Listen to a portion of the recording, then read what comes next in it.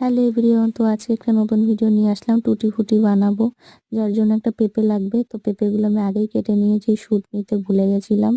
তারপরে চুলটা বেঁধে নিলাম, তারপর চলে এসে সিদ্ধ করতে। পেঁপেটাকে এখানে আমার সিদ্ধ হয়ে গেছে। তারপরে আমি এটাকে নামিয়ে নিয়েছি। তারপরে তোমাকে চিনিটাকে ভালো করে ফুটিয়ে নিতে হবে জলের মধ্যে। যখন ফোটানো হয়ে যাবে, তারপরে ধীরে ধীরে তোমাকে পেঁপেগুলো দিয়ে দিতে। যখন পেঁপের ভেতরে পুরোপুরি চিনির রসটা টেনে নেবে, তারপরে তোমাকে সেটাকে নামিয়ে নিতে হবে। তার আগে একটা কাজ করতে হবে, সেটা হলো তোমাকে একটুখানি লেবু চিপে তার মধ্যে দিতে হবে, যাতে স্মেলটা ভালো আসে।